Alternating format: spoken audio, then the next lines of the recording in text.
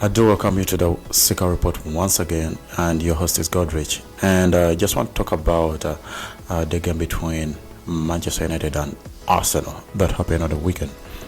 There is a lot to be discussed in this game, and Manchester United was home, and they had the home support, the home advantage. Harry Maguire and Luke Shaw with Cristiano Ronaldo were dropped from this team.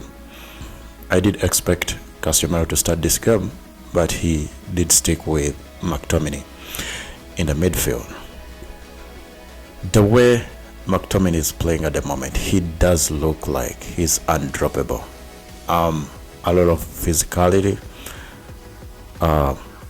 but he has been aided with a resurgent Bruno Fernandes, who at times drops in midfield to pick up the ball and then orchestrates dangerous attacks. Eriksen, he has been a good signing, one of the best free agents in the league, and is causing a lot of havoc to teams. I mean, long, short, whatever you ask from him, he's gonna do it. And Bruno Fernandes now looks like he has a player in Eriksen who is at the same wavelength with him, passing the ball with ease and moving the ball so fast, cutting through the defenses of Premier League teams. Scary hours. We did Anthony from Ajax, $100 million from Ajax, starting on the right wing. I mean, he's a left-footed player, but he cuts in with ease, and he's gonna bend the ball around anyone in goal. If left unmarked, he's gonna score a tremendous number of goals. You've heard it here first. Reminds me of Arjen Robben. You know he's gonna do that, but you don't know how he's gonna do it. You see it coming, and then your eyes can't unsee what he's already doing. Arsenal dominated this game. I mean, United did play the first 10 minutes, 20 minutes so well. We could see patterns of Ten Hag. And this is where it all started. Game ended 3-1 in favor of Manchester United, ending Arsenal's run of 5 wins in 5 games. Manchester United is good at ending the unbeaten runs of Arsenal, and this wasn't different.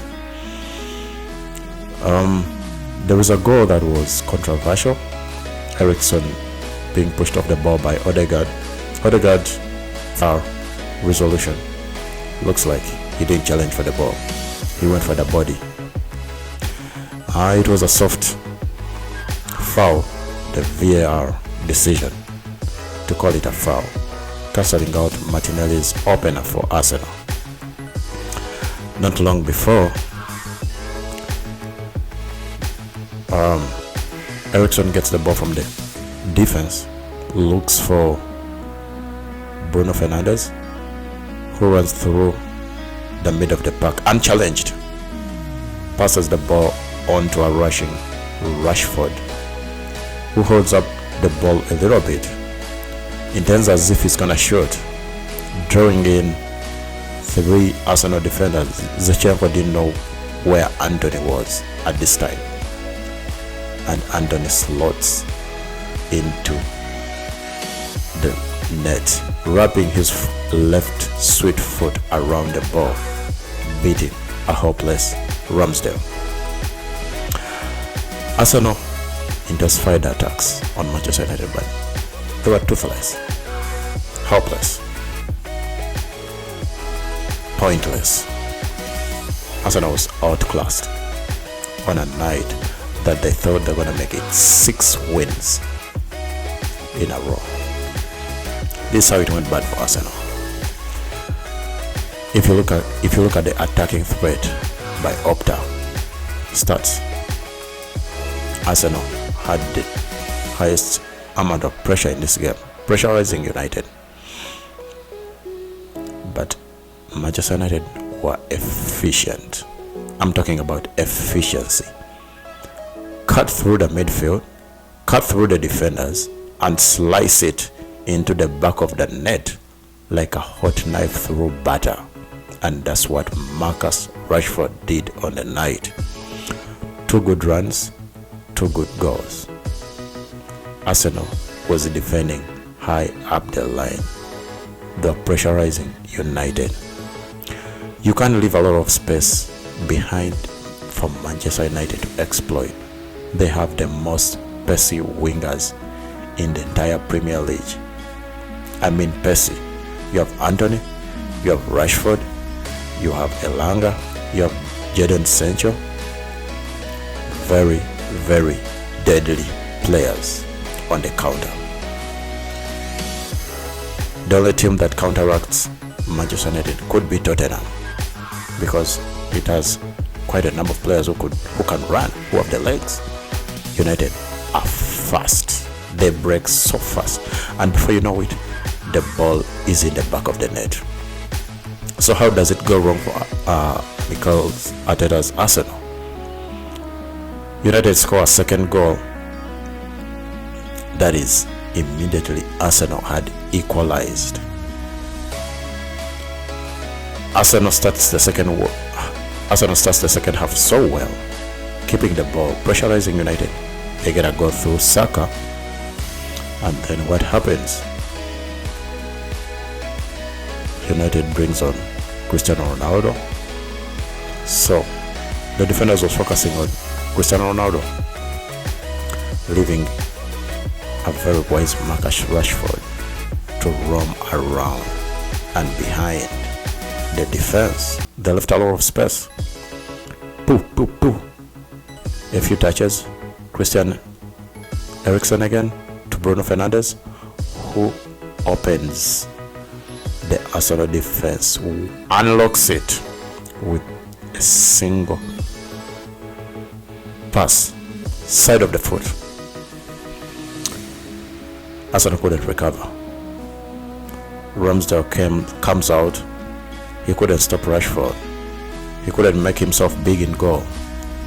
They conceded a second goal, and then afterwards, Arsenal, Mikel Arteta goes on to make a number of substitutions. He removed Odegaard, removed Zinchenko, killing the whole structure of Arsenal. Arsenal from there could not make any meaningful attacks. They were just passing the ball, run and about. They didn't know what to do. That seals the game. Arsenal was the better team on that day, moving the ball well.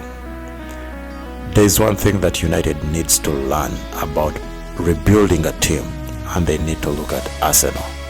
So many players have been brought in different positions, and so many young players have been promoted. Smith Rowe, Saka, Lukonga. There's so many players that Arsenal has promoted from the academy, and they brought in specific players who fit their playing style. That's what Arteta is doing. Brought in Gabriel Jesus, who, by the way, looked so impressive on the night. Only he was wrestled down a couple of times by McTominay and so many other Manchester United players. They couldn't allow him on the ball. The other person I would talk about is Saka.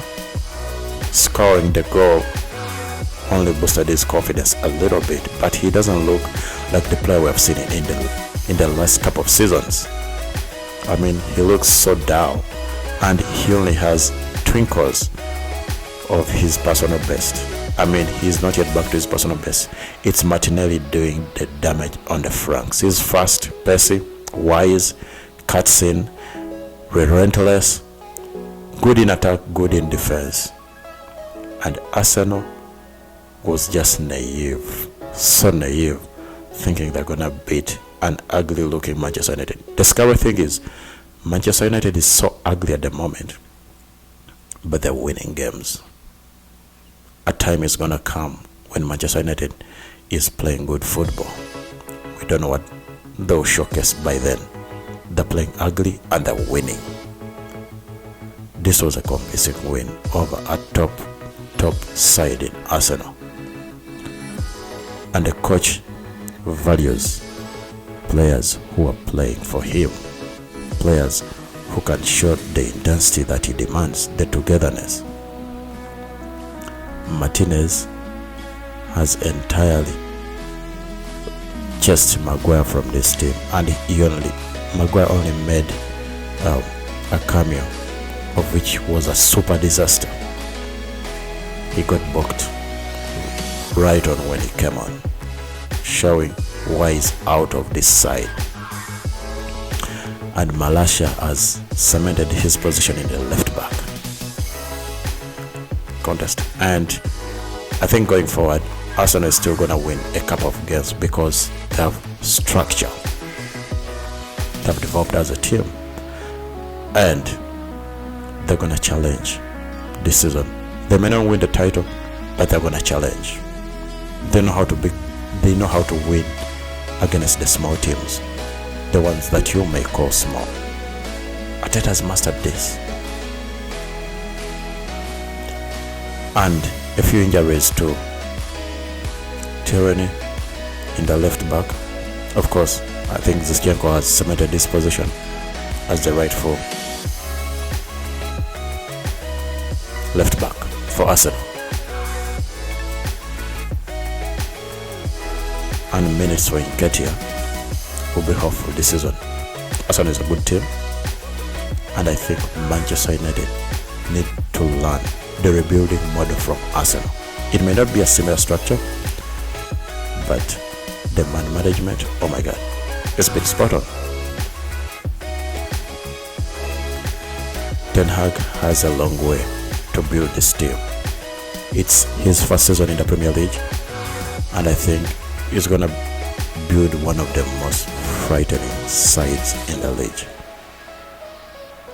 If you're new to this channel, remember to like, share, and subscribe.